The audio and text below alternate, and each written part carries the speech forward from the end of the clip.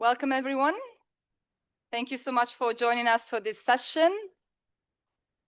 No, not yet. The microphone decided not yet. Okay. Once again, hello, everyone. Thanks for joining us in this session on enabling carbon farming at farm level. This session is very much inspired by some work that we've done in this project, Lilas for Soils. I don't know how many of you know about it, but I'll say, of course, a few words. So we have this presentation for you on stakeholders' perspective on carbon farming. Then you will have another short presentation from one of our farmers, followed by a panel discussion on indeed different factors that enable or potential challenges about carbon farming at farm level.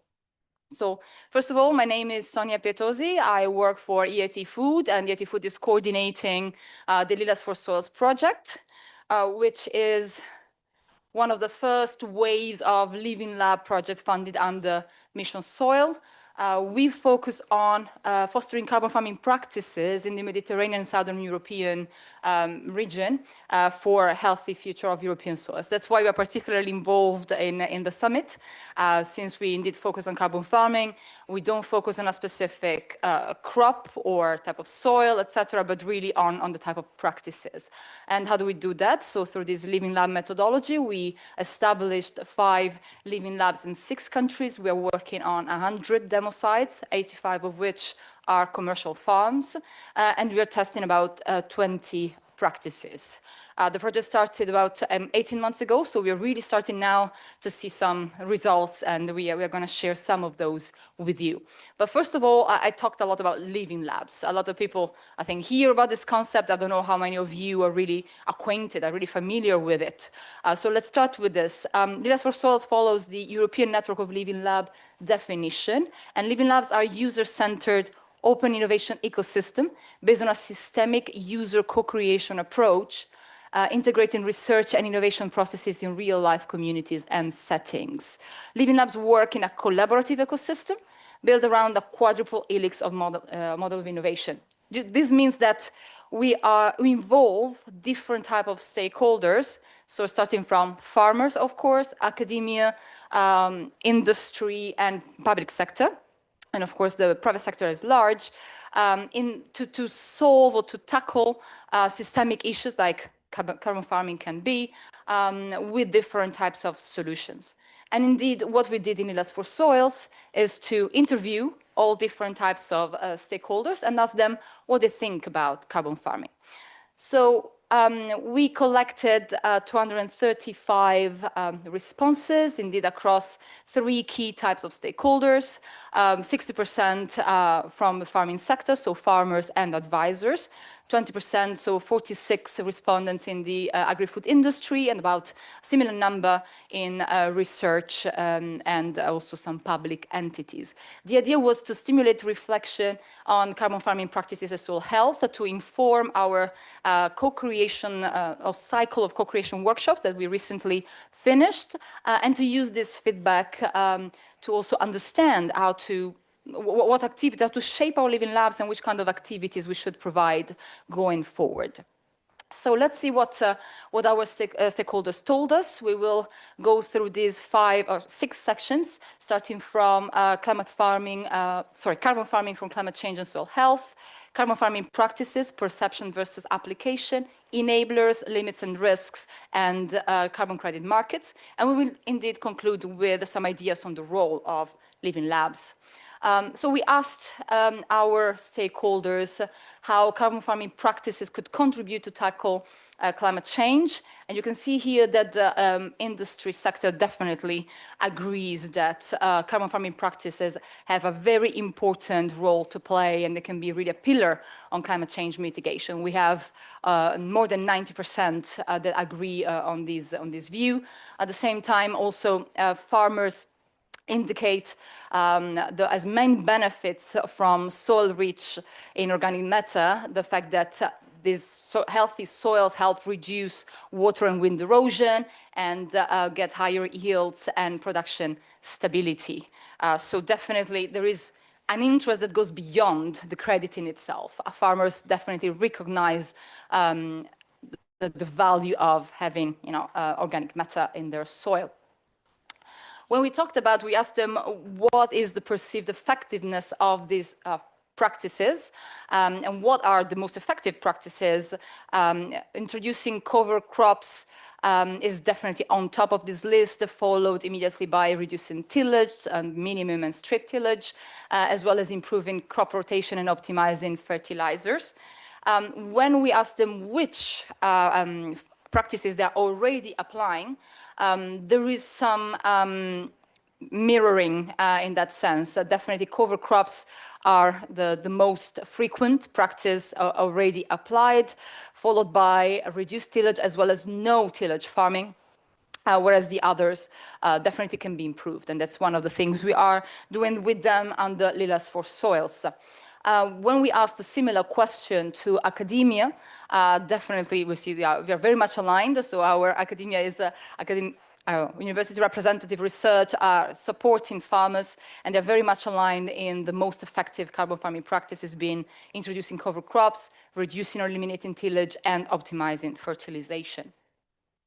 Talking about the enablers of carbon farming, how we can accelerate the transition, farmers really see a research and advisory service as absolutely the most important ones, together with frequent exchange of experiences with other farmers and technicians, and financial incentives and economic support to buy equipment. Living labs are actively participating in the first two, for sure. So that's reassuring for us.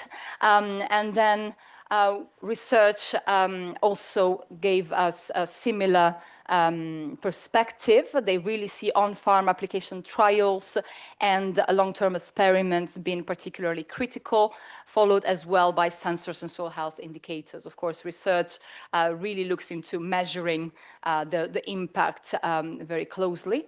And we also asked a follow-up question to our farmers. When they talk about financial incentives and economic support, what are we talking about? What kind of financial incentives? Preferred would be an hybrid system where you remunerate the adoption of the practice together with the credits generated.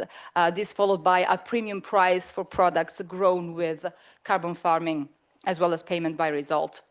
Indeed, Leaders for Soils will look into this idea of premium prices and see how the consumers perceive the value of products grown through carbon farming practices. So stay tuned for future results on this. When we look into the limits and risks of carbon farming, our farmers identify as barriers of adoption, first of all, investments in machinery and equipment, so very much mirrors what we saw before, and lack of technical knowledge. Also, I mean, I must admit, some ideas on the culture. So we see here inclination to tradition versus innovation and lack of sense of community also appear in the list, quite high in the list. We asked both academia and the industry more their take on the role of technology. We see that academia find it absolutely very important to prove efficiency and outcomes, as well as also actually very useful, but agronomics expertise matters more. So probably when we talk about digital technologies, we should keep in mind how this technology also helps with transmitting, with passing on the knowledge. And industry sees it also as very useful, but not sufficient on its own. When we talk specifically about the markets, incentives, and business opportunities, we see academia identifying as critical barriers to develop carbon farming business models, specifically the uncertainty about carbon sequestration and stability. I think we heard this word a few times today, and the lack of solid certification systems. These two answers represent more than 50% of the answers. And in terms of the risk factors for industry, there is once again the uncertainty about carbon sequestration levels and stability of soil carbon stocks. So indeed, the uncertainty on the measurement and on the permanency of the carbon stock is at the forefront of the preoccupation of these two stakeholder groups. And then we talk about the main enablers of carbon credit markets.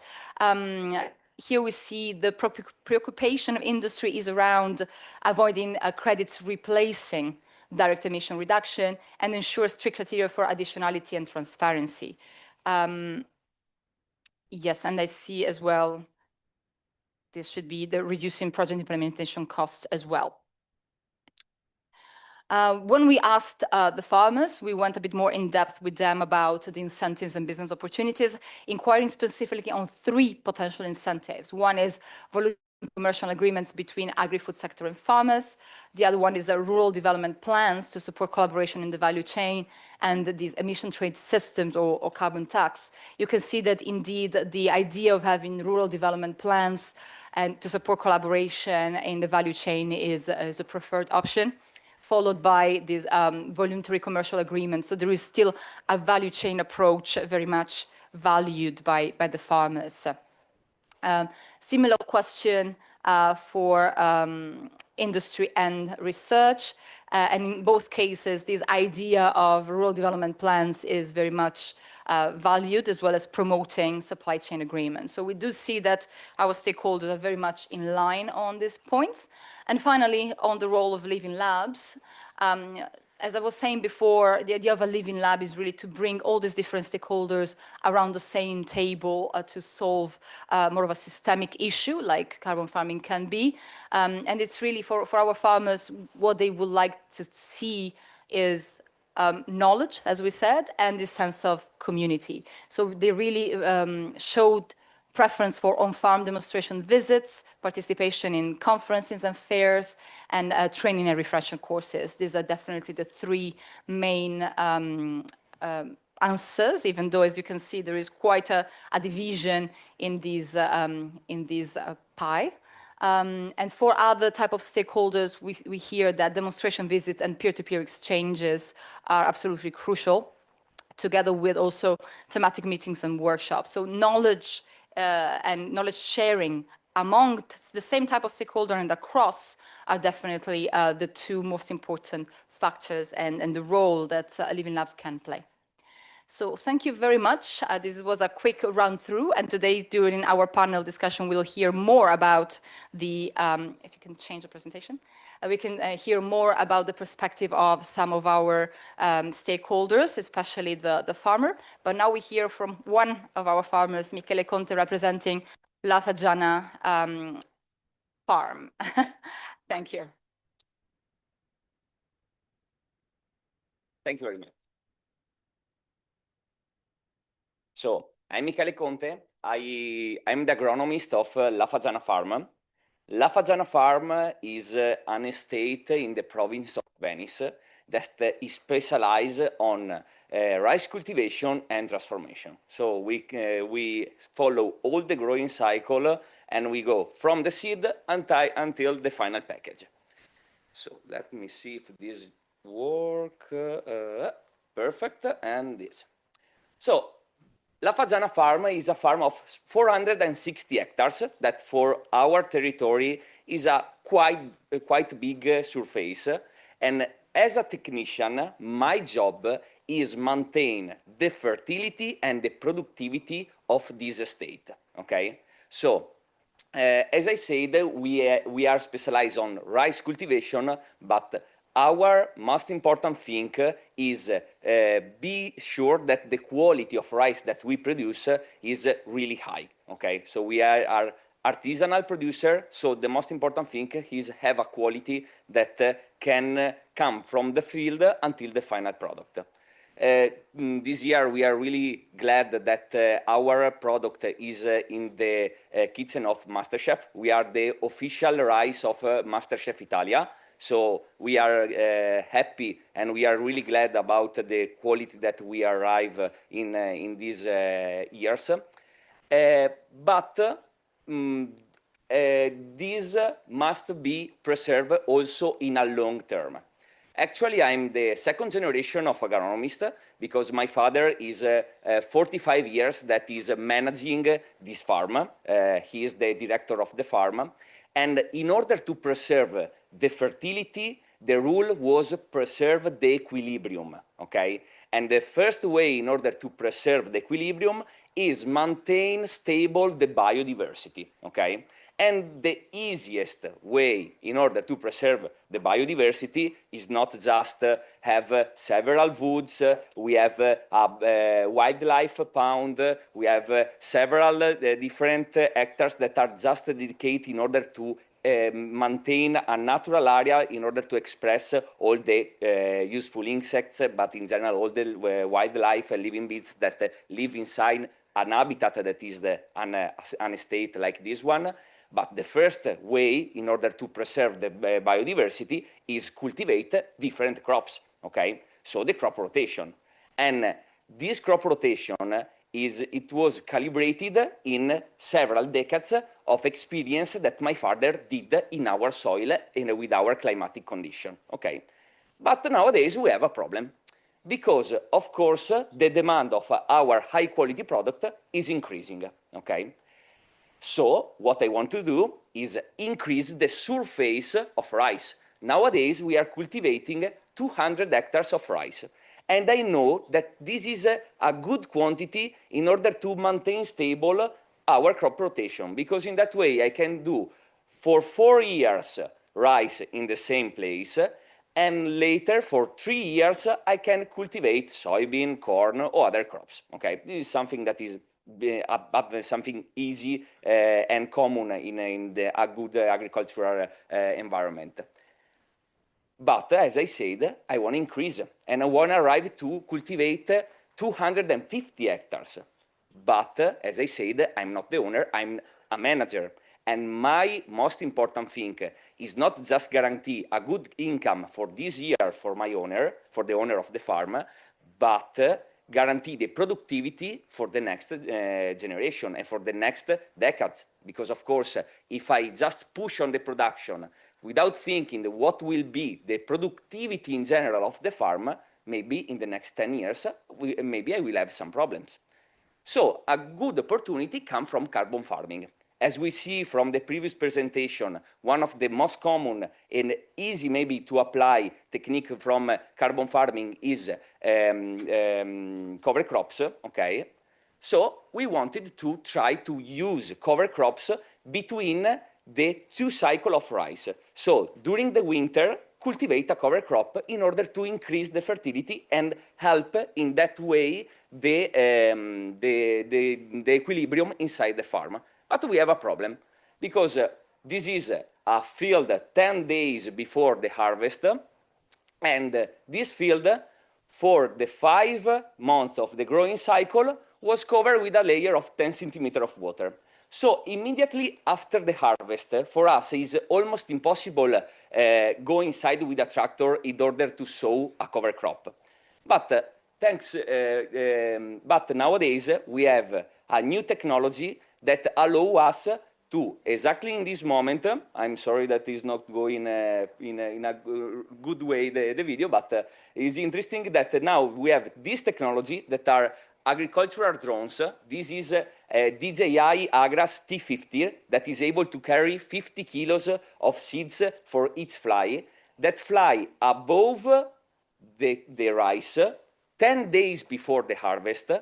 The seeds have 10 days in order to start the germination, and when we harvest the rice, that is at the end of September, the cover crop is already in order to start to grow during the winter, and now that is the beginning of the spring is with this size, okay? Of course, I have another month before the sow, so I hope that it will arrive at this size.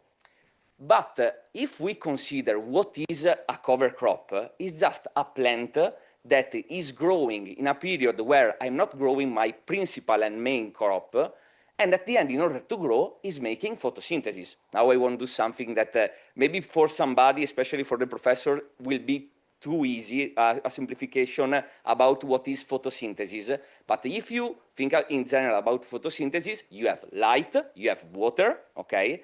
The light broke the water in oxygen and nitrogen. Hydrogen will fix CO2, okay, carbon dioxide.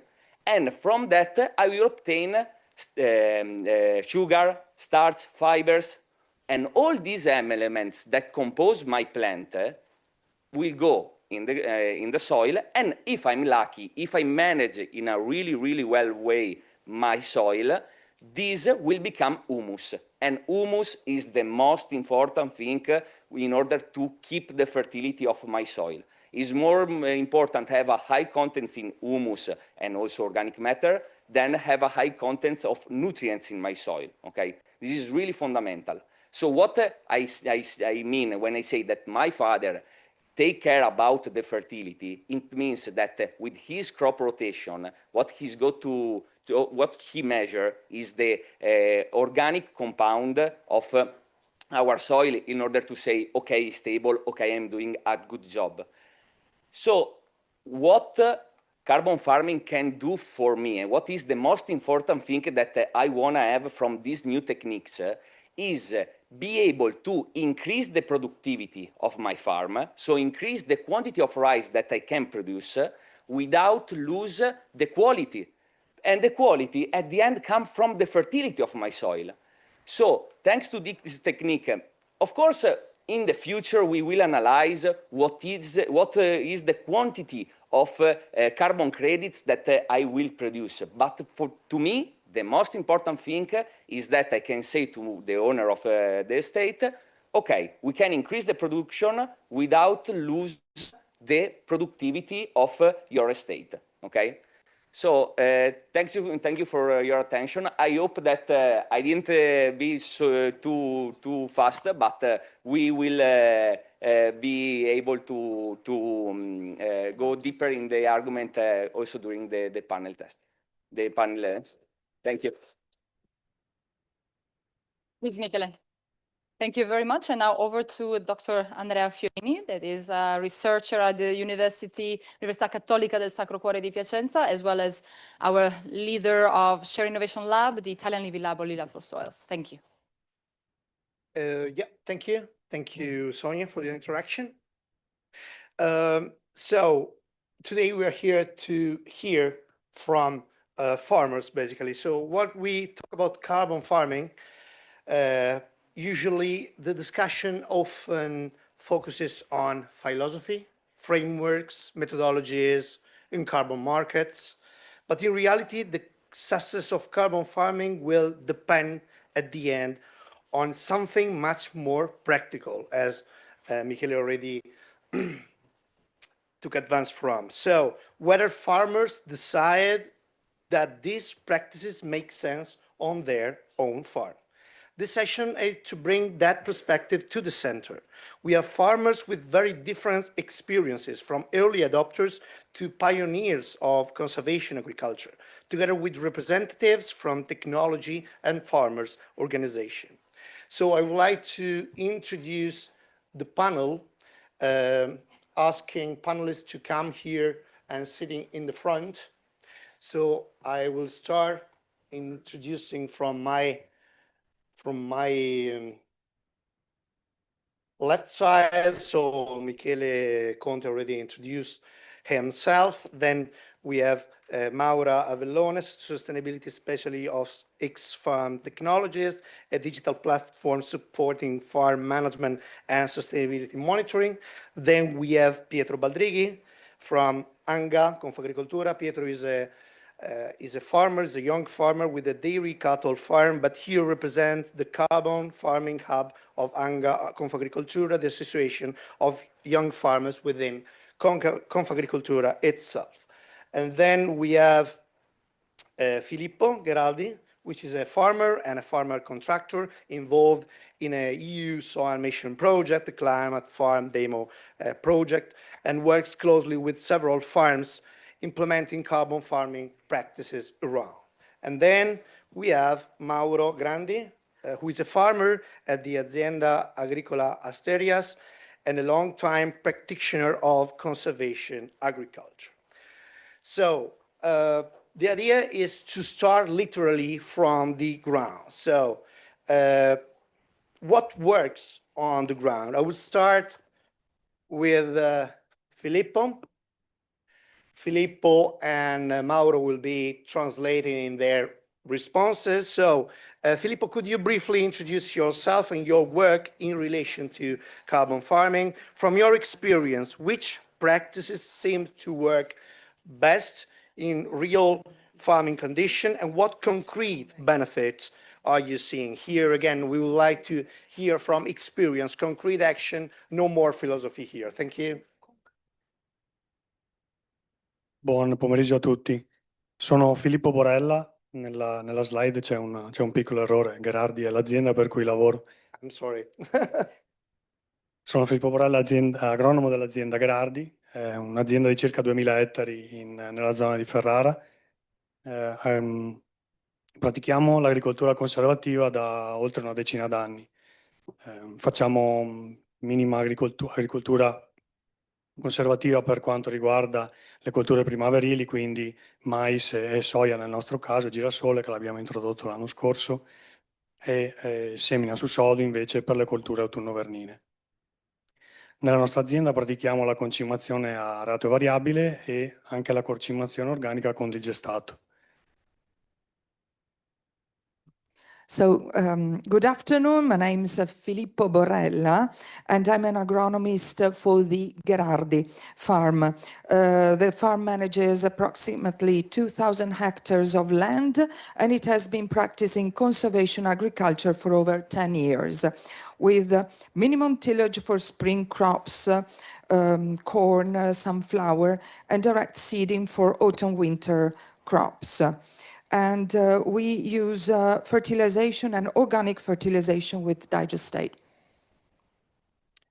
I principali vantaggi che abbiamo visto con l'uso dell'agricoltura conservativa sono ovviamente un'ottimizzazione delle tempistiche per la preparazione del terreno e della semina, una riduzione del consumo di carburante e dei costi in generale, una riduzione dell'uso del concime chimico con un relativo aumento della sostanza organica e per ultimo una maggiore portanza dei terreni con un miglioramento anche della struttura. The main advantages of conservative agriculture are optimization of timing for soil preparation and sowing, reduced fuel consumption and overall costs, reduced use of chemical fertilizers, hence increase in organic matter, increased soil bearing capacity with improved structure of the soil. Questi sono i benefici che abbiamo visto più eclatanti. Ecco. Yeah, thank you, Filippo. Okay, now it's the turn for you, Michele, to come back. Well, we heard a lot already in your starting, I would say, inspirational somehow intervention.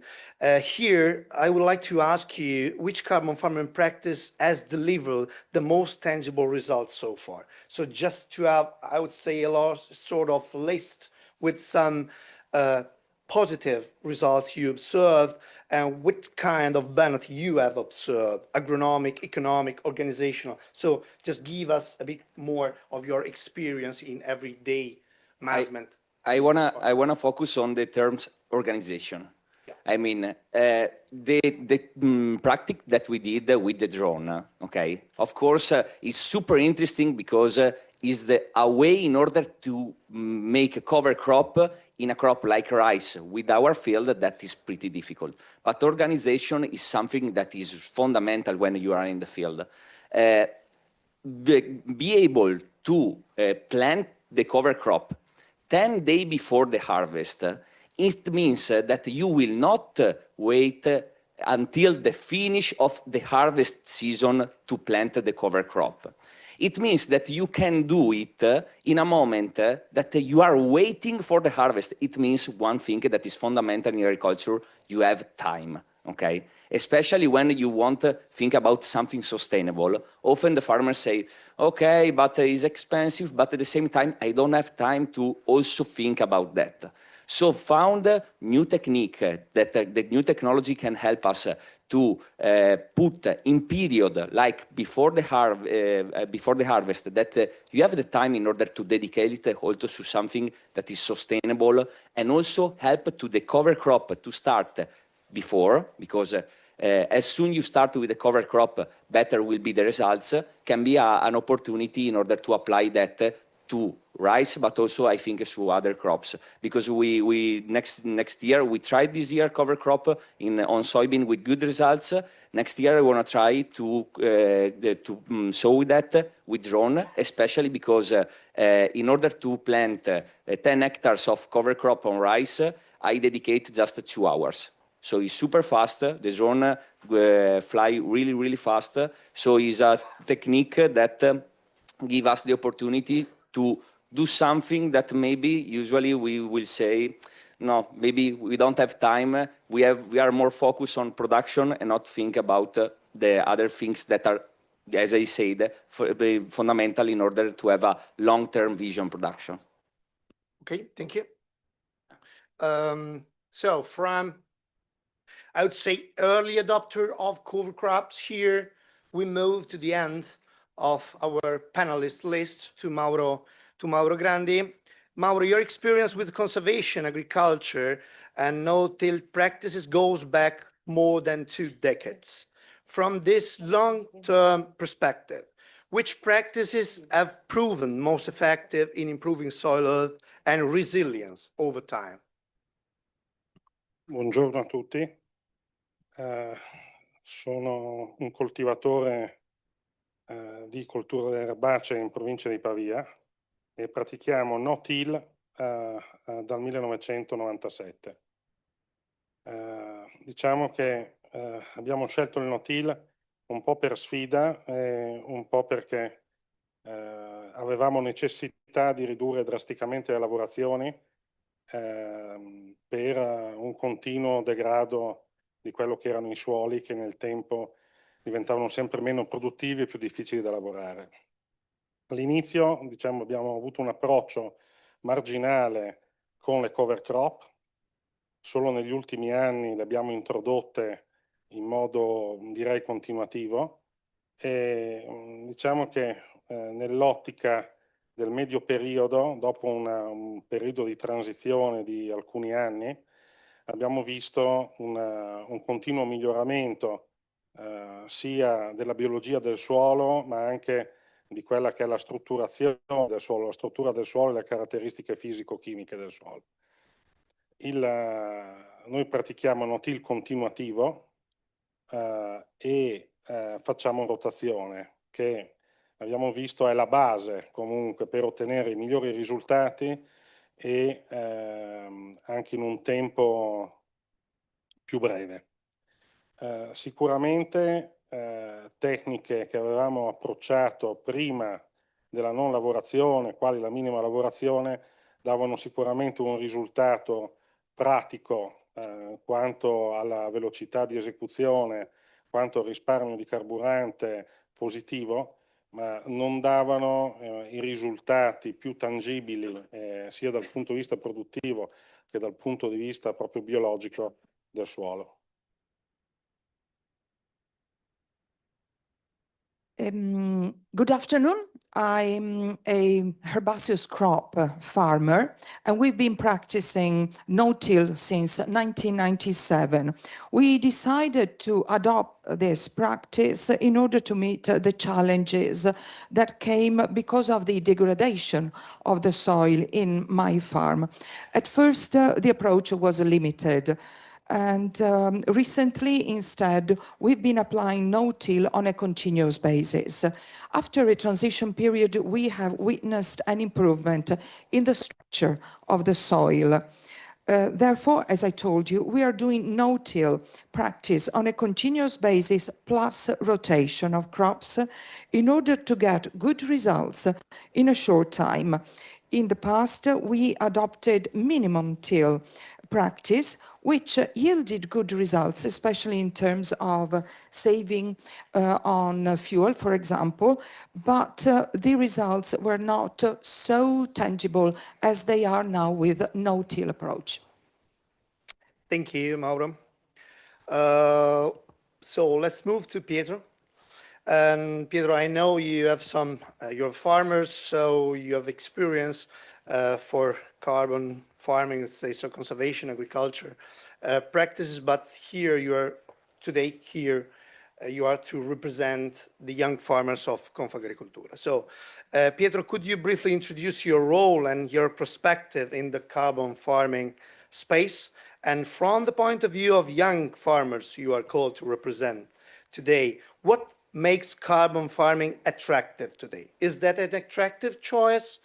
What opportunity do they see in the space of carbon farming? Thank you very much for the question. I'm the representative at national level of our Young Farmers Association, and I've been since a few months in charge of the carbon farming project we have together with X-Farm as well, which is a very interesting project that we developed to assess, to find a way to assess the amount of carbon we can store in the soil, and to raise awareness among the young farmers. So this project started 3 years ago, but it took place just last year for the first year. So we put into practice this project with the 30 farms that we involved from the young farmers of the association from 2025. And the project is focusing on analyzing the carbon stored in the soil at the beginning of the project, and then putting into place practices that can enable carbon storing in the soil through at least 3 years, and then we'll monitor how the carbon evolves in the soil at the end of the period.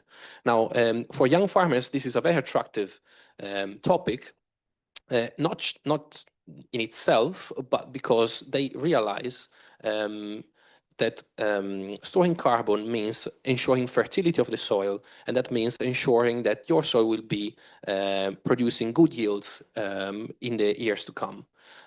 So this is a very important concept. Of course, we're interested in keeping soil organic matter, but why? Because we look at the money at the end. And so this is a very important project for us.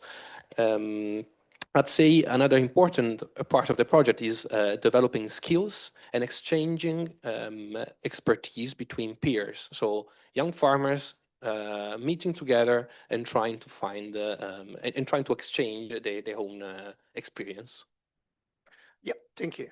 So what we basically understood, what comes to our mind here is that there's a list of people. So from pioneers, early adopters, young farmers that are attracted by carbon farming, but I haven't heard carbon credit once here. So, it will come.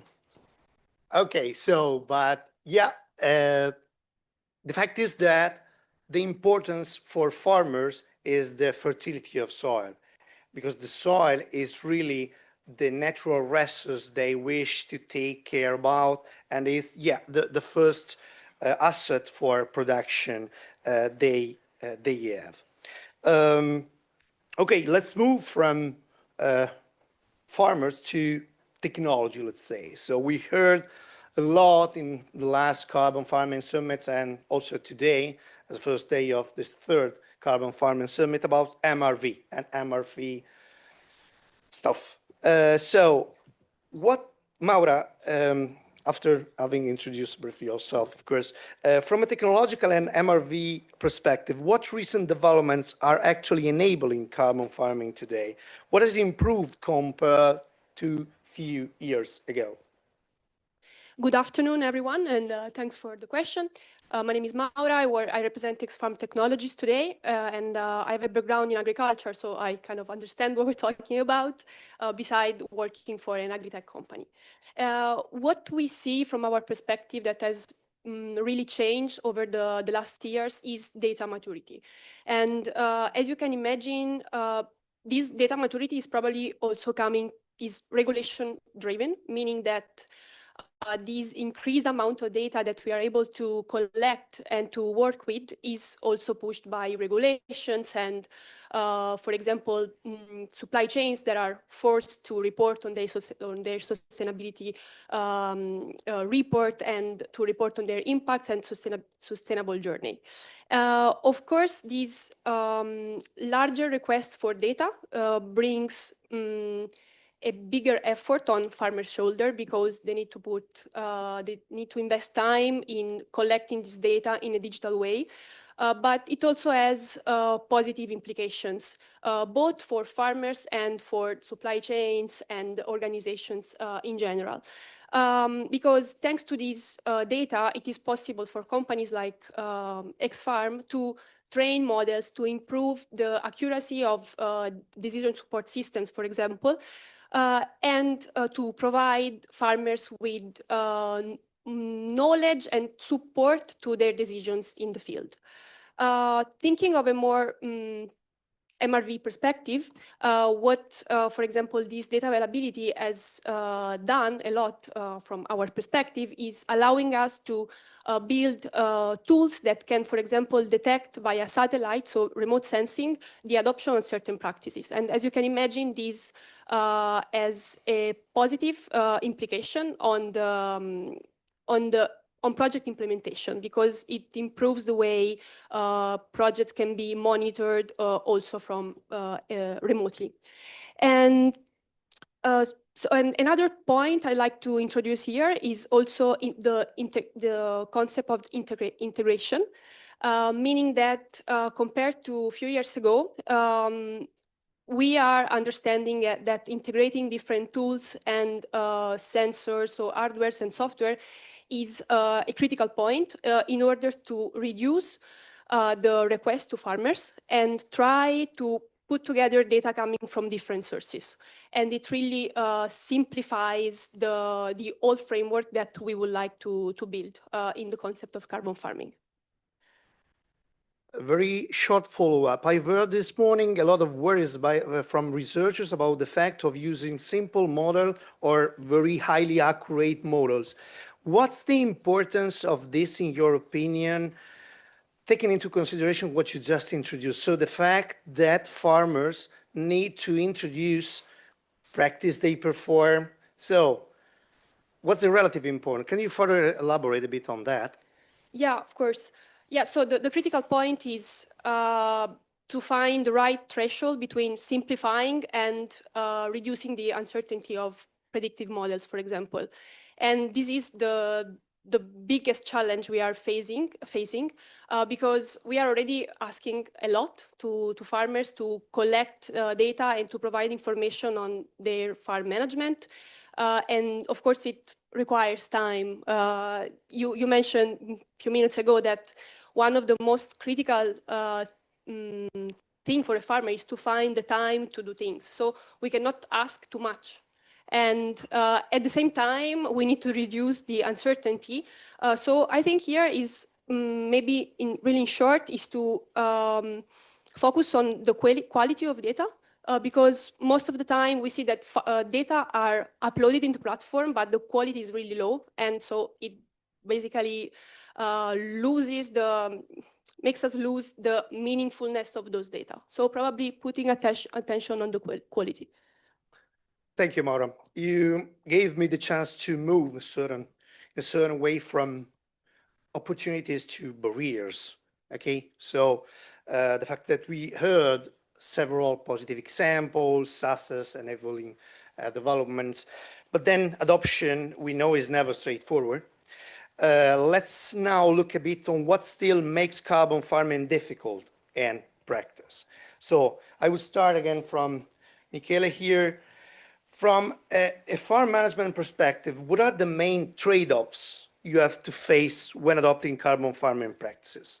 Where do you see the greatest risk or uncertainties? So when you cultivate, I think that one of the most important things, even more important than what you studied and degree and all these things, is the experience. So as a young farmer, I think that my experience level, even if it's 10 years that I'm working inside the state and working the same soil, I think that there is lack of this part that is experience. So every time that I take a new technique, we need time in order to prove it in a small scale, and after that put in a higher volume, in a higher area. So at the same time, is also for the farmers in order to change the way how they cultivate. Is pretty difficult because we have an experience that is also tradition that is really difficult to change because we know how much is important the experience. And at the same time have somebody that explain to, that share the best practice or university, for us, for example, is normal for our generation, have the university that explain that that is the future, that is the best way in order to cultivate. But when you arrive from the university, you arrive to the farm and you found the tradition and the experience that is really difficult to change. But with baby step, we will arrive to understand what is the right way for its farmers and for its farm also. Yep, thank you. So I will go again to the last side of the panel, to Mauro. Mauro, I will not ask you what are the barriers to adopt conservation agriculture at your farm, because I know you fully adopt no-till, cover crop, rotation at your farm. I will ask you an opinion, let's say. So what are the main barriers that prevent more farmers, your colleagues, from adopting practice like no-till or cover cropping? Are these barriers mainly technical, cultural, as Michele already anticipated, or economic?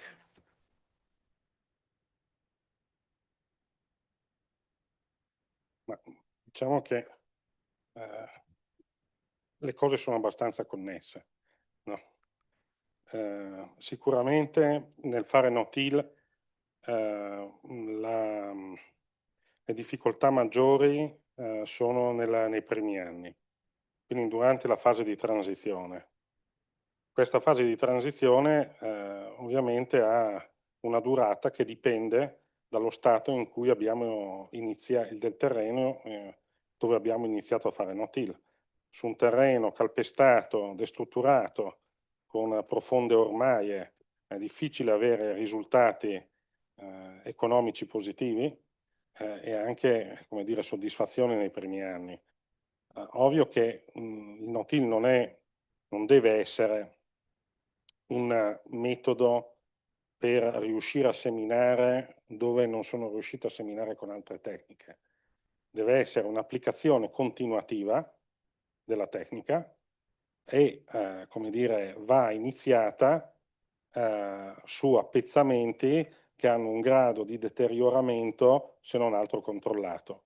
Quello che abbiamo fatto noi in azienda, dopo le prime esperienze, è quella di riconvertire lentamente tutta la superficie aziendale partendo da erba medica.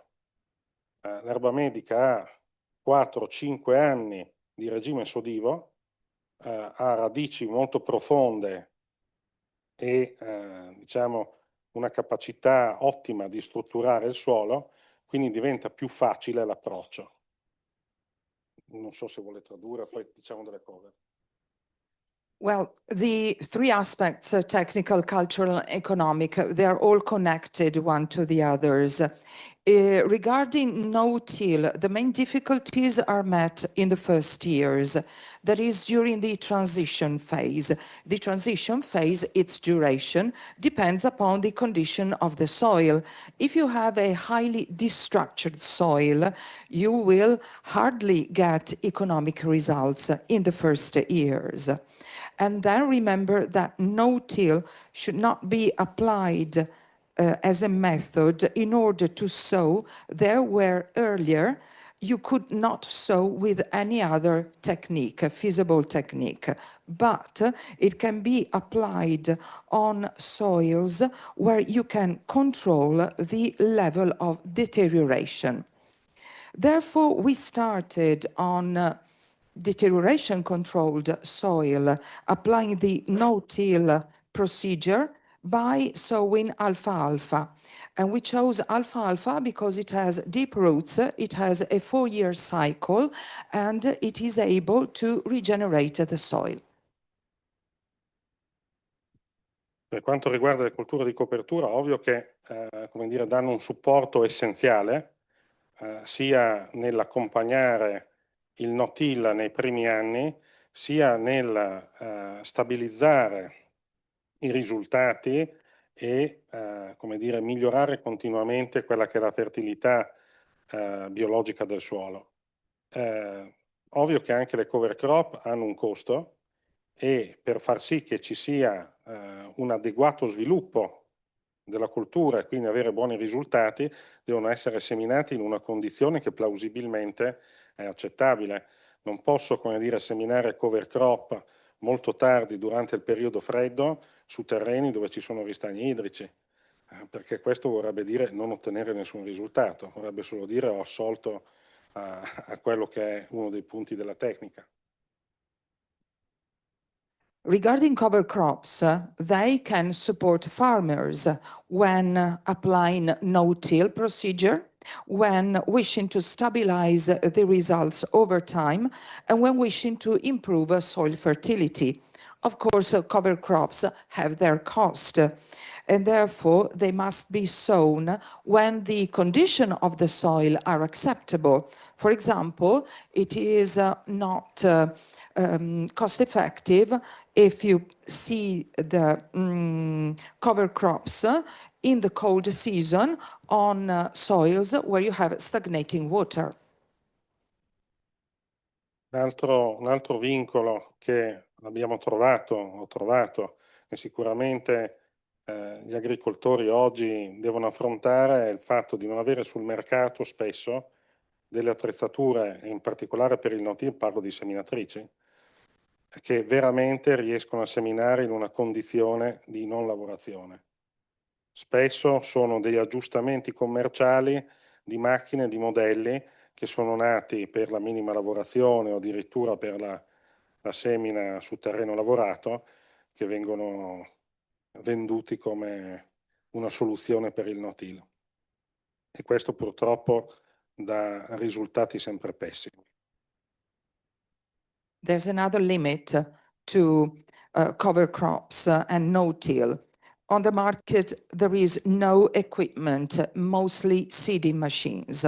Often the seeding machines you find on the market are adaptation of models designed for minimum tillage or tilled soil, and they yield no results. Thank you. So thanks, Mauro. You also introduced a topic I would like to touch somehow.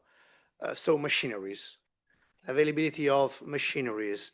I would go to Filippo right now. Filippo, you're working across multiple farms. You said 2,000 hectares, I assume, with different plots and parcel, different conditions. You as a farmer and as a farmer contractor, what are the main operational or coordination challenge that limits wider adoption? So with a particular attention on machineries, are these mostly technical machineries, or do we have also some economic or structural component?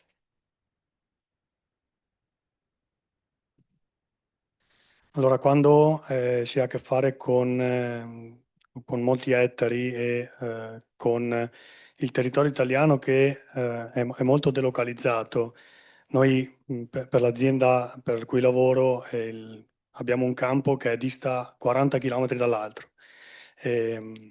Quindi abbiamo l'interazione con più aziende, lavoriamo con degli impianti di biogas e che hanno tempi che si staccano qualche volta dall'agronomia e vanno verso l'industria.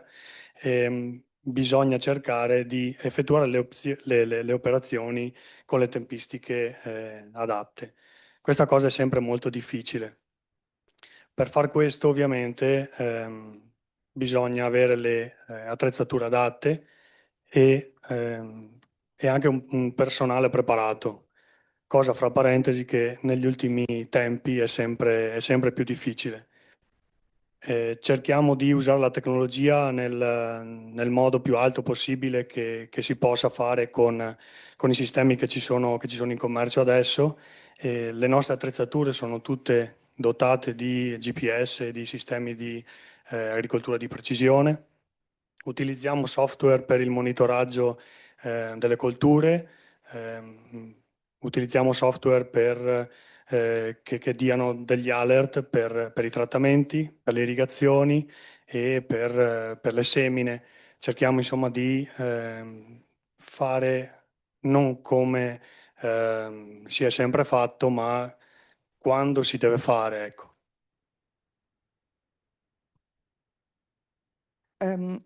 We manage many hectares and the Italian territory is highly delocalized. Just to make an example, some plots of land within the same farm are 40 kilometers apart. And some farms we work with are actual agricultural farms, others are biogas plants, others are more in the agri-food sector than in the agricultural sector. So we have several challenges to face. Therefore, we need to have the right equipment for every single situation, and we need to have trained staff. We also need to have technology. We apply several systems that are to be found on the market. For example, all our equipment is equipped with GPS.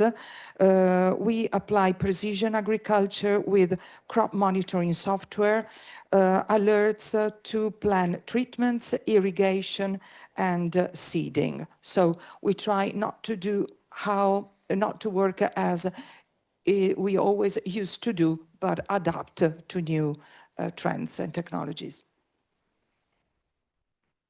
Okay, thank you. So, Pietro, again to you. Okay, you said that carbon farming is super attractive among young farmers, but still, I missed something. So I see that not all young farmers adopt carbon farming. So I would assume that we have some significant structural barrier to adoption today that could not be just because fathers or grandfathers have still the power, right? So which of these can be solved by individual farmers alone at the level of their own farms, and for which peer-to-peer learning and comparison could be a driving force, let's say?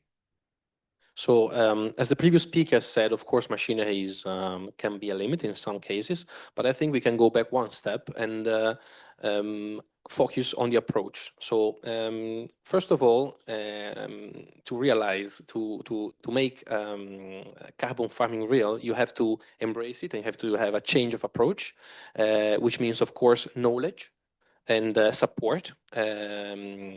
So people need to, as I said before, and they need to exchange experiences. They need some guidance from some experts, some agronomists, technicians. They have to as well. Partnerships with technology, like we have, is also very important. Like part of the project that we have, the Carbon Farming Hub, was having agronomists on farm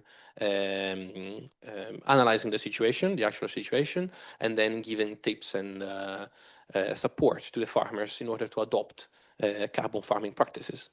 So this is, I think, one important aspect. Then, of course, we've got monitoring and certification. So carbon farming alone sometimes can be expensive once we have the knowledge, and where is the added value of the product we produce in our fields? We need a value chain for that. So we need to value the product that we have at the end. And we can only do that if we have a value chain.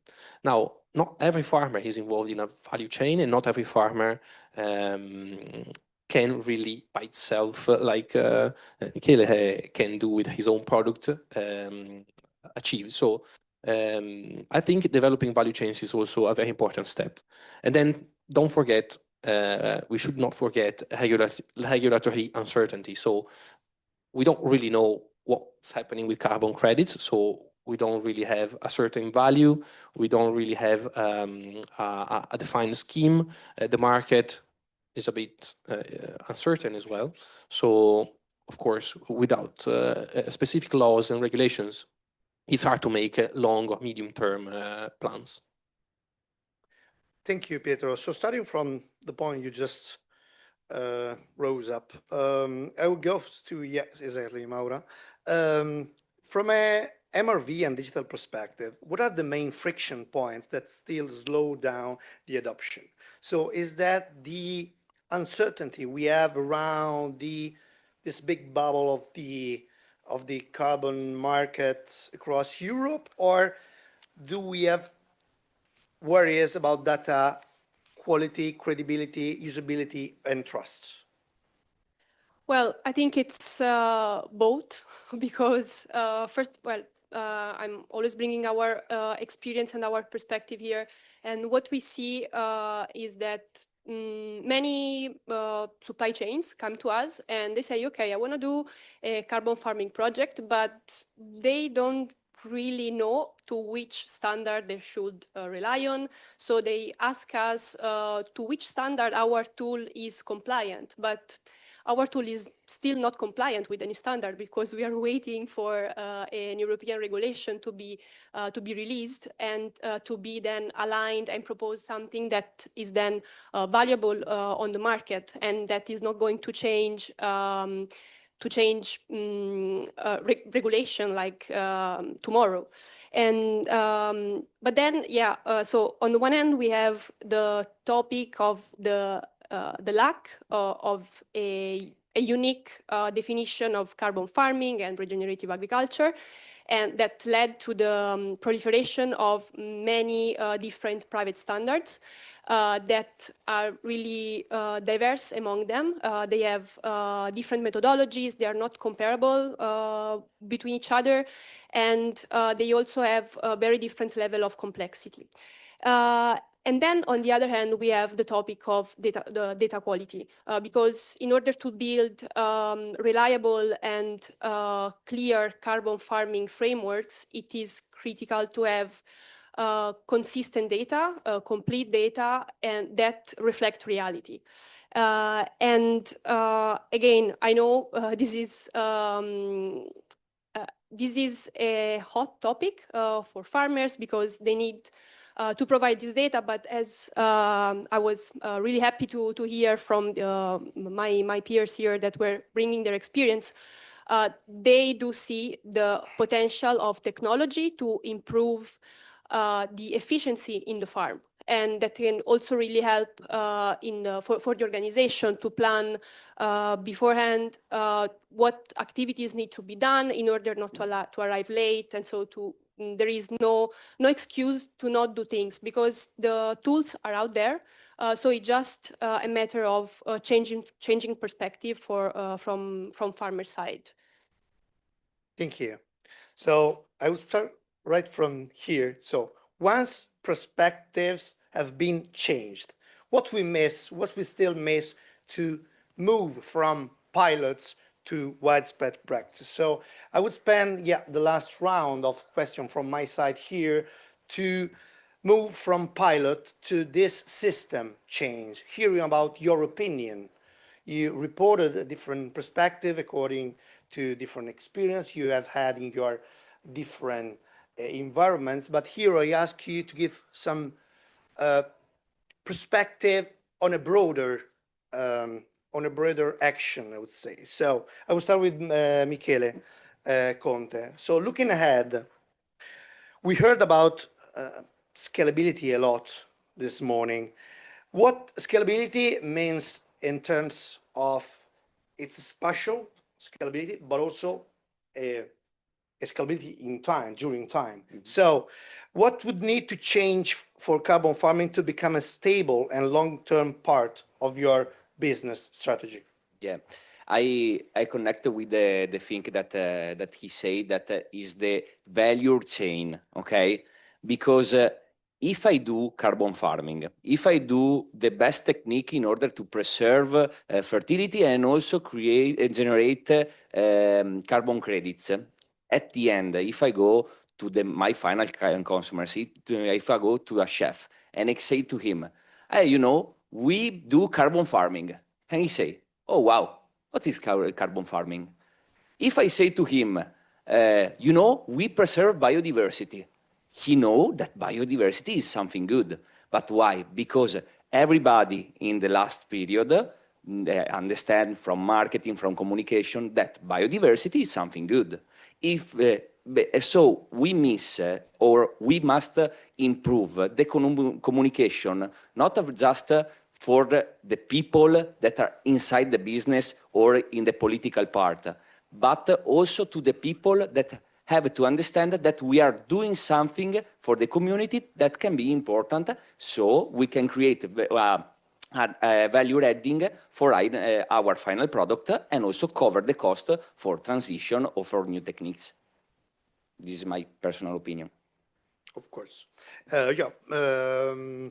Yeah, you add some value to this. So moving to the policy dynamic and the marketing issues that are very, very important to communicate what you are actually doing, guys, as farmers.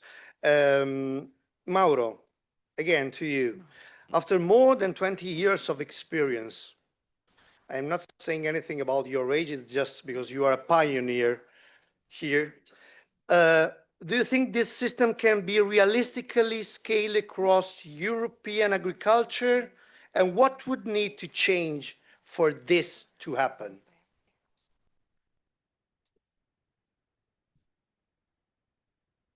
Ma diciamo, io quando ho cominciato a fare no-till l'ho fatto per ragioni molto differenti rispetto a quelle di cui oggi discutiamo qua. E penso che vado avanti, cioè sicuramente andrò avanti a farlo anche se a livello europeo non ci sarà un riconoscimento per quello che ha un valore ambientale e sociale del carbon farming. Sicuramente le tecniche si possono diffondere, dipende a livello politico come questa diffusione viene impostata, perché sino a quando è volontario, io faccio carbon farming volontariamente da 30 anni, non è detto che le aziende per forza devono farlo. Se politicamente invece c'è una normativa sanzionatoria per cui nel non fare carbon farming ci possono essere problematiche per l'azienda, ovvio che, come dire, questa estensione avviene quasi d'ufficio. Però quello che intendo è che oggi non ho sentito, diciamo, negli interventi anche di prima, è definire bene cos'è il carbon farming. Definire bene cos'è il carbon farming, cos'è l'agricoltura rigenerativa e quali sono i cardini per poterlo fare. Poi, come dire, se non abbiamo ben presente questo, diventa difficile dire è estendibile o non è estendibile. Sicuramente la componente decisionale politica oggi non ha ancora dato una linea di demarcazione tra quello che è asseverabile come agricoltura rigenerativa e quello che è sostenibilità in generale.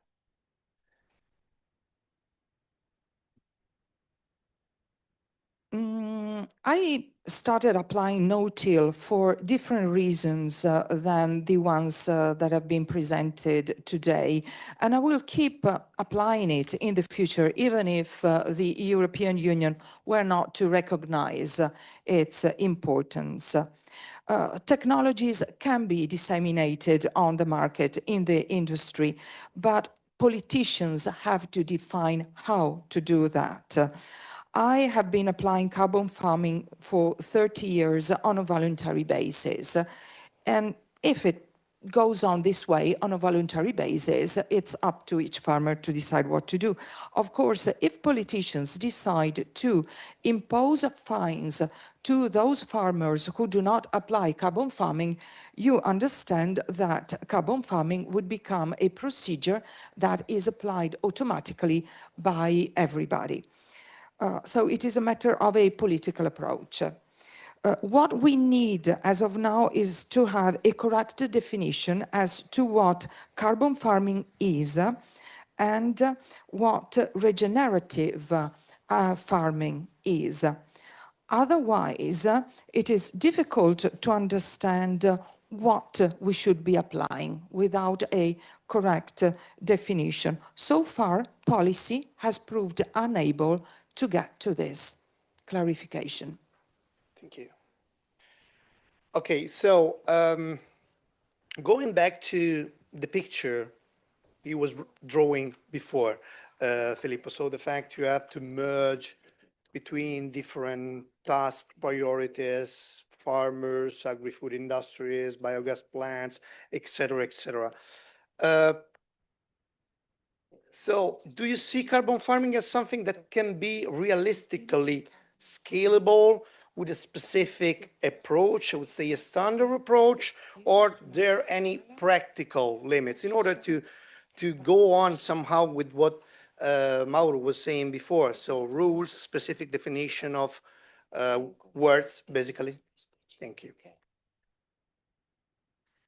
Parlo sempre dell'azienda per cui lavoro, dove sono cresciuto, nato e ho, posso dire, un po' di esperienza che mi sono, diciamo così, fatto negli anni. Noi il collegamento con le rinnovabili ce l'abbiamo direttamente in azienda. Abbiamo un impianto di biogas che ci può dare del concime che nelle migliori ipotesi potrebbe gestire un'azienda di 200 ettari senza toccare niente di chimico. Quindi per noi è un valore aggiunto grandissimo. Il fatto di dover usare questo prodotto in determinati momenti, che magari non sono quelli della coltura, della necessità della coltura, ci limita un po'. Quindi probabilmente mi collego a quello che si diceva prima, a livello normativo qualcosina da rivedere per quanto riguarda l'uso di questo fertilizzante organico c'è. Well, I can answer based on my experience in the company I work for and where I grew up as a professional. We have strong connections with renewable energy plants. For example, we have a biogas plant that generates fertilizer, an amount of fertilizer, natural fertilizer that could be used throughout our plots of land with no need to buy extra chemical substances. But the fact that the law allows us to use this fertilizer only in specific times, and sometimes those times are not the suitable ones for our crops, certainly limits our action. And therefore, yes, I do agree with my colleague in saying that we need a revision of certain law approaches. Okay, so let's move to Pietro again. Pietro, the EU Regulation 2024/3012, so that on CRCF, introduces the certification framework for agricultural carbon, right? Talking about CRCF regulation, we very often move talking about, supporting mechanisms. Also, Sonia already touched this topic during her presentation. Which support mechanisms are the most effective today to enable scaling, in your opinion? Public incentives, private schemes, or hybrid systems? Well, the natural answer to this question is probably a mixed system, but I think that without a little push from the politics, we won't really achieve a huge adoption of carbon credits. I think like big corporates and big companies, net emitters. Well, of course, the consumers today look a lot into these kind of aspects when they're buying their product, even though they're not always willing to pay for this. So companies are privately looking for more sustainable ways to make their products, but I think politics should enhance this. Now, I think the real question here is also, can we really assign an economic value to these credits? To do so, we need, of course, a market. And what we're saying is that we can, at the beginning at least, I think we need to push it a little bit, to create it a little bit. So force abate companies into trying a way to make their production processes more sustainable and counterbalance their emissions. But we also need a certification scheme which is credible and which has a solid base.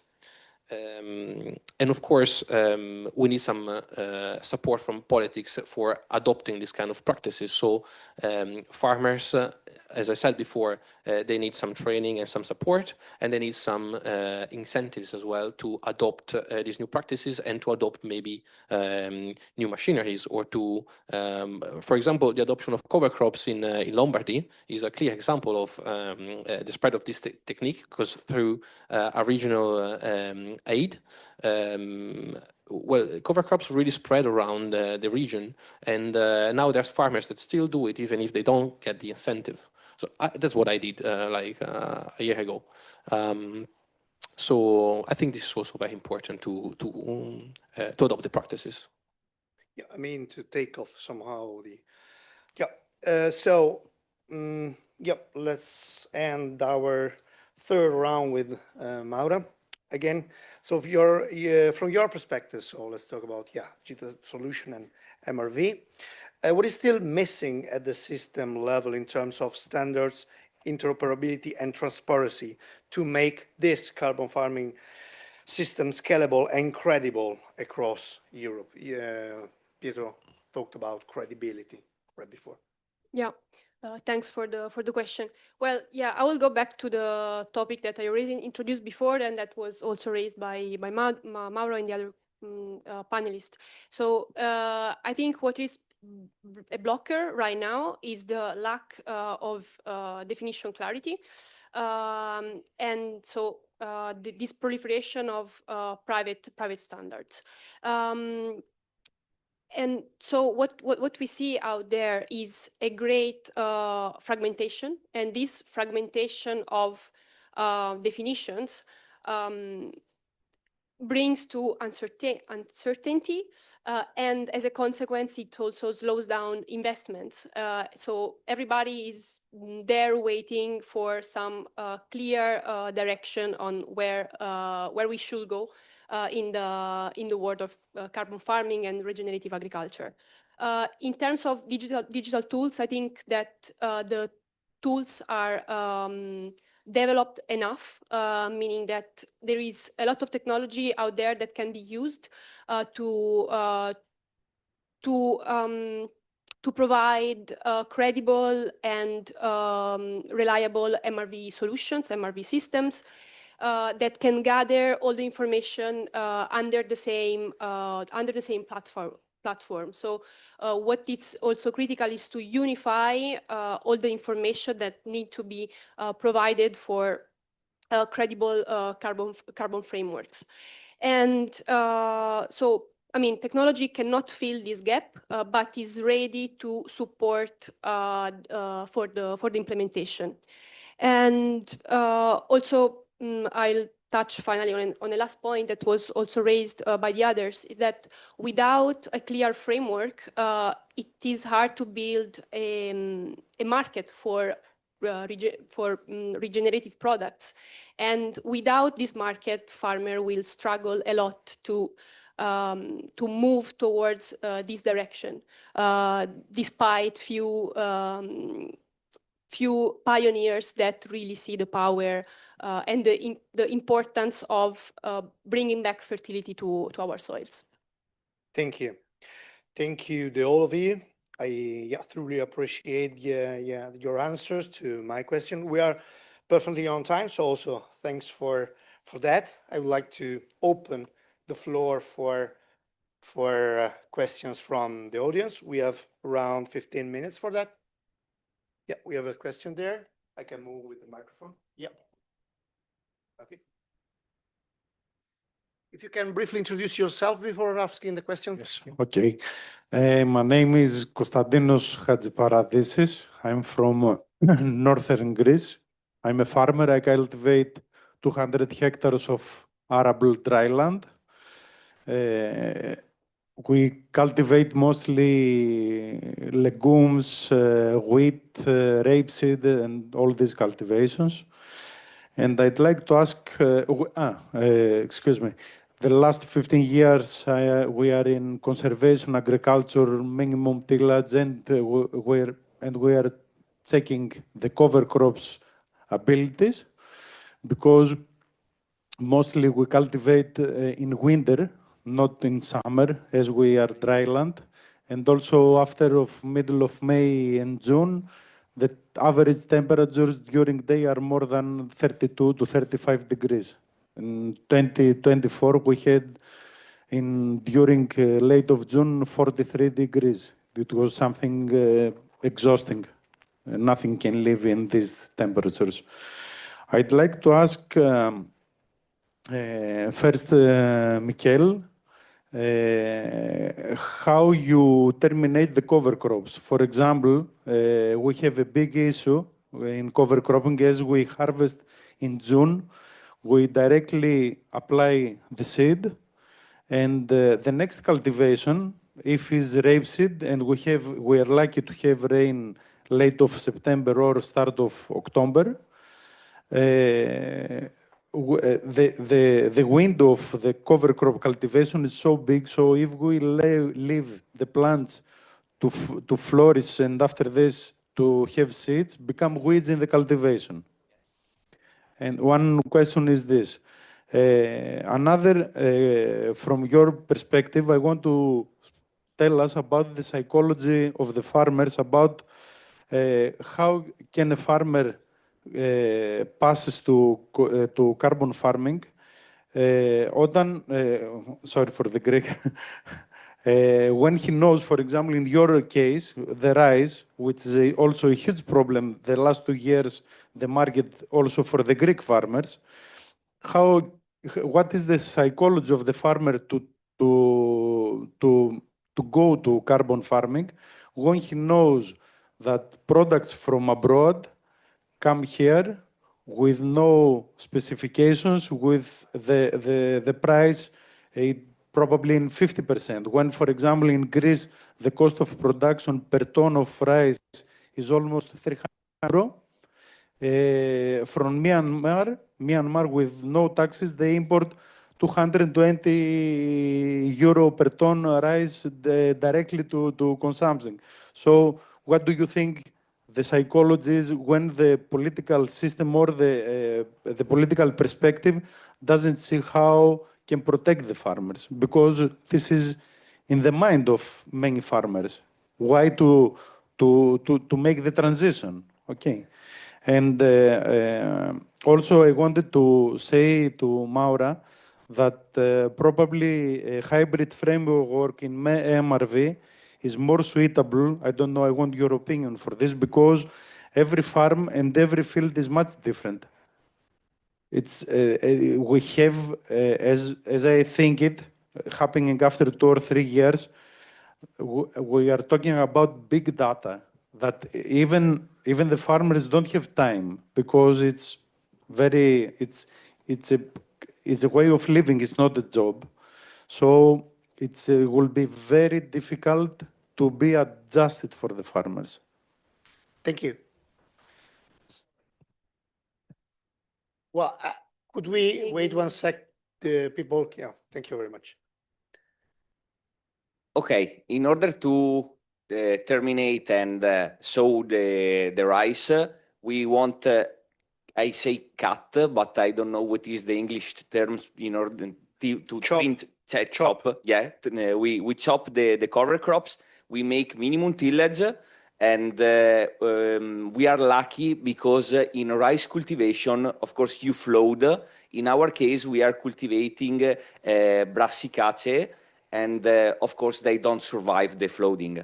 And I want to connect to why cultivate on rice a cover can be interesting, especially with this market that especially now the price of rice in Italy is in terms of kilos, okay, is 60 cents, okay, but 1 year ago for the same variety, you arrived also to 1.5 euro. So it's in Italy, for example, in 2025, everybody wanted to try to cultivate rice.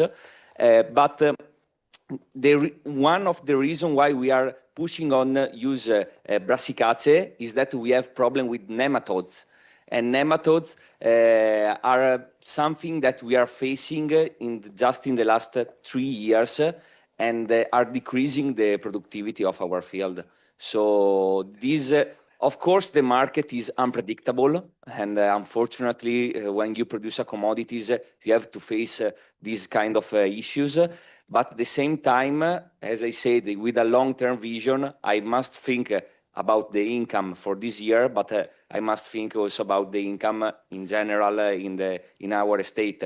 We transform our product, so I know, and we just invest a lot of research in order to buy a new transformation implant. And what I think is that I must cultivate rice for the next 30 years, because the implant, of course, in order to be paid, need 30 years. So this is my goal, and the reason why I push so much in the rice production. Thank you. Thank you. Yeah, Maura? Yeah, I'll briefly answer. Well, I completely understand and totally agree with what you mentioned.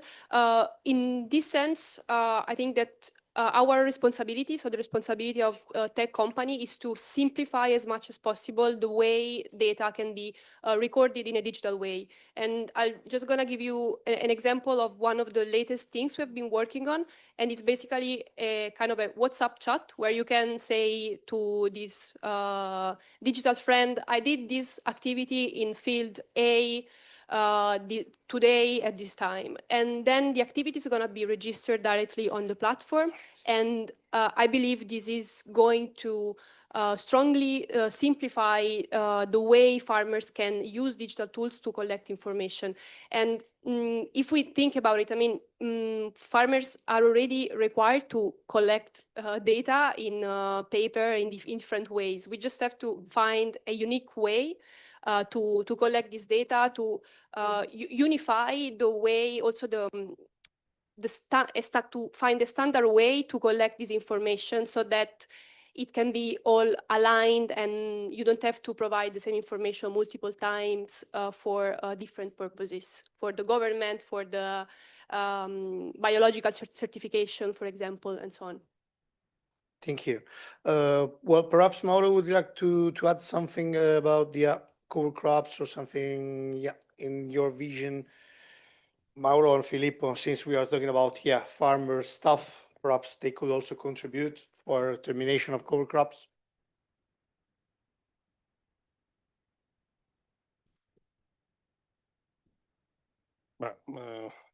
Sulla cover crop sicuramente bisogna essere abbastanza selettivi in base a quella che è la successione culturale che noi andiamo a praticare. Il fatto di non ridurre a una sola specie la cover crop sicuramente dà un vantaggio biologico, ma dà un vantaggio anche in termini di esudati radicali, quindi della selezione microbica che si va a praticare, andandola a indirizzare a favore di quella che è la coltura successiva. Diciamo che comunque per fare cover crop, dal mio punto di vista, siccome è un investimento, è qualcosa che deve essere fatto bene e deve essere considerato come se fosse una coltura. Niente, la penna oggi. Grazie. Well, cover crop should be chosen selectively according to the type of crops, type of plants you want to seed. It shouldn't be made with one species only, but with different species in order to get biological, root and microbial advantages according to the main crop you want to sow afterwards. Nevertheless, cover crop should be seen as an investment for the farm. Thank you. We have a question over there. Then one there. Yeah. And then one. So please be synthetic. Yeah, but otherwise we don't have the time. Yes. For everybody. More than a question, Fiorini, I would like to help our colleague from Greece. He is scared about the cost cover crop cost, management cost, and everything. Stay quiet. When you are doing no-till, as you should do, no-till system, you reduce cost because you must be 100% no-till using cover crop during the summer and during the winter, and then utilize straw and several rules. But in any case, I can tell you my experience. I'm Italian, but I spent 25 years between Brazil and the United States. And in Brazil, we are really, really developed on cover crop regenerative agriculture. So in Europe and in Italy, we are using a huge amount of cavalry. We don't need at all. I can tell you, I spent per hectare as a machinery, 300 euro per hectare. My friend, colleague, farmer spent 900 euro per hectare. Why? Because I just passed one time and they are passing 5 or 6 times. So when I'm using my small tractor with 80 CV for a planter with 8 line,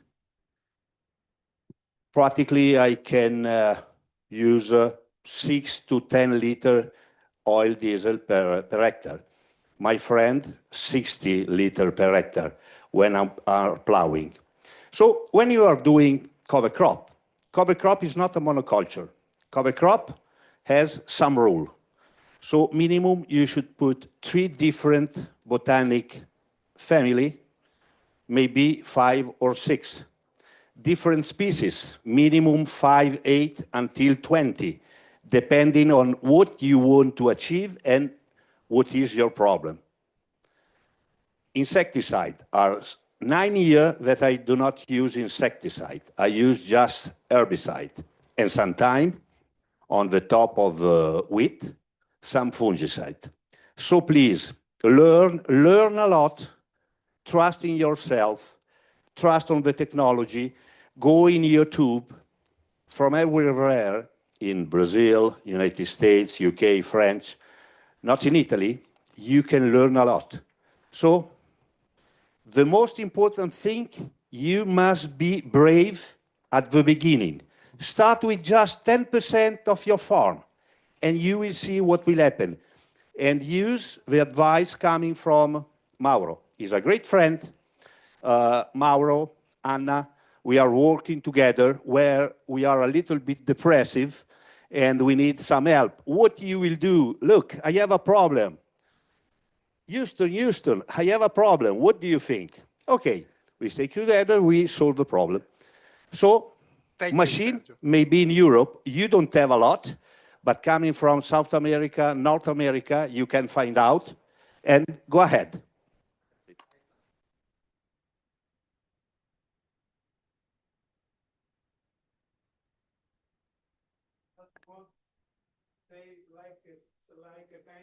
My question was a kind of food for thought, not for me. Yes. We even make companion cropping rapeseed with lentils just to mitigate the different view in the insect, so to not apply insecticide, and also to terminate the lentils, for example, low input cultivation, but deposit nitrogen from the atmosphere. We terminate in March, February, so the roots of the rapeseed can absorb the nitrogen of lentils. So we do many things. My question was mostly as a food for thought. Thank you. Thank you so much. I'm sure, guys, you can continue right after the end of the session. This very interesting debate. We have other questions over there, hopefully for the panel. Yeah, in general. No, yeah, obviously. Fabrizio from University of Pisa. I'm a PhD student and the 3rd year in agroforestry system and digitalization. Just a question about what do you think, you farmers, advisor of farmer, advisor, technology advisor, what do you think about implementing agroforestry system in your agricultural land? What do you think is something that can be interesting or not? Do you find this approach as a solution, as a problem? Who is the question? For who? Yeah, all of them. Yeah. Okay. Who wants to go first? Who want to answer? Agroforestry. Agroforestry. Yep. So it's not so easy. I mean, we have around 10% of the surface that we already have wood, agro. Now I wanna increase in some area the quantity of trees. So it's not agri-forestation, but it's something similar. But at the same time, it's something that you see the results in a really long-term vision. So it's an investment that thinking about in general the economy of the farm. In our case, we are trying to push that in order also to improve the landscape of the farm. So also from a marketing point of view, we work a lot as a didactic farm and make experience inside the farm. So from that point of view, is interesting, but the only thing that block me is the initial investments. If I know that I can do it with some government finance or something like that, I can start in not that cover everything, but I can start in an easier way because it's also important for the biodiversity. Thank you. Some other? Volete aggiungere qualcosa sull'agriforestation? No.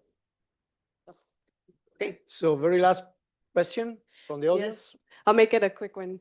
My name's Amy Rhodes. I'm from Lost Glacier, which is an off-grid center for climate resilience in the French Alps.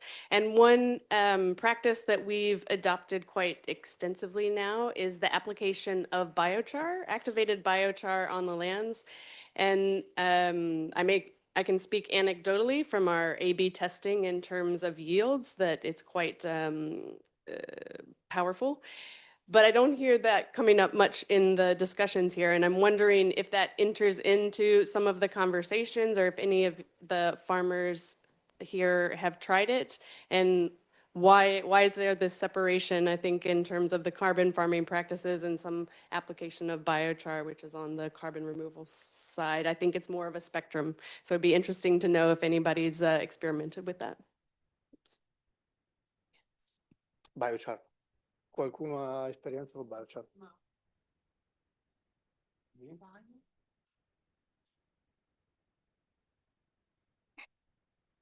Allora, noi abbiamo fatto delle sperimentazioni con biochar ottenuto il pericarpo del riso, la lolla di riso e dal grano saraceno e l'abbiamo localizzato lungo il solco di semina con il digestato e senza digestato. Abbiamo poi utilizzato il biochar all'interno di una vasca di digestato con diciamo un po' quello che era il compito di poter assorbire ammoniaca libera e quindi durante la distribuzione avere meno emissioni. Questa è un po' la nostra esperienza. Quello che abbiamo visto è sostanzialmente che su mais la localizzazione di digestato, di biochar con e senza digestato dà comunque un vantaggio a livello di sviluppo della pianta a partire dalle 4 foglie del mais. Non so se traduci tu. Okay, so they have some. No. Me l'ha chiesto lui, quindi. Io non va a fare niente. No. Allora, so we made tests on biochar with and without digestate, and a second test was in a tank containing digestate in order to absorb free ammonia. And when we tested biochar on corn with and without digestate, what we saw was a benefit for the development of the plant starting from 4 leaves.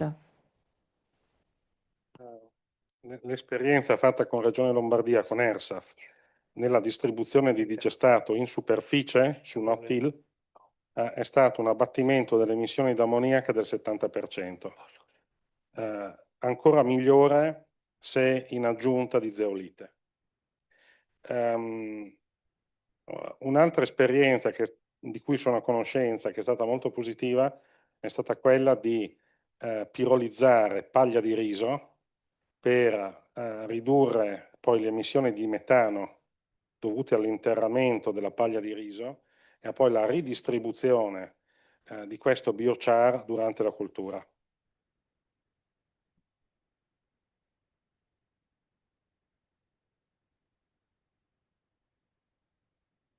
An experience we made in the region of Lombardy in northern Italy on no-till soil led to an abatement of ammonia by 70%.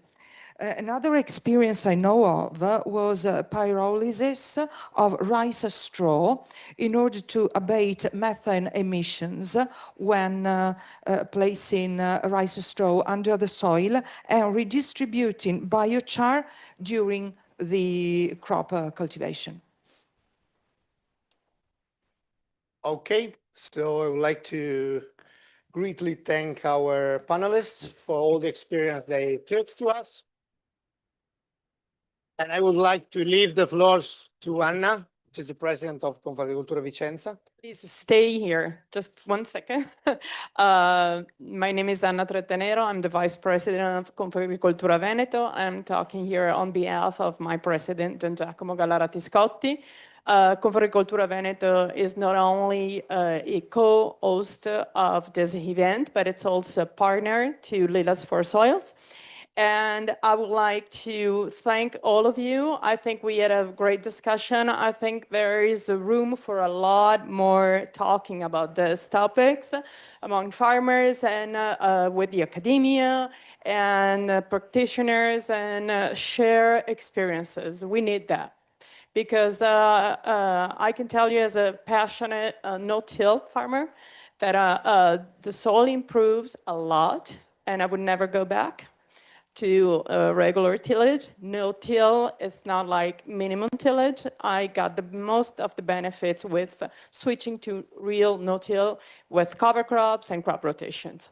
But there is a lot to learn and a lot to improve. So I would like to thank all of you, and I have a little present, so. Okay. She's helping me. From the farm. Yes, oh, thank you. This is for you, and this comes from the, I can do it. Thank you, but Pietro, Filippo, Mauro. This is for Sonia. She has to travel, so that's easiest to carry. And one for Andrea, of course. And I have another one here. And this is for Florencia. She didn't know, of course. Come here, come out, because she's always been in the back. But she has proven to be the great problem solver, resilient, and very professional woman she is. And I really thank you on behalf of Confagricoltura Veneto. Thank you very much for your help.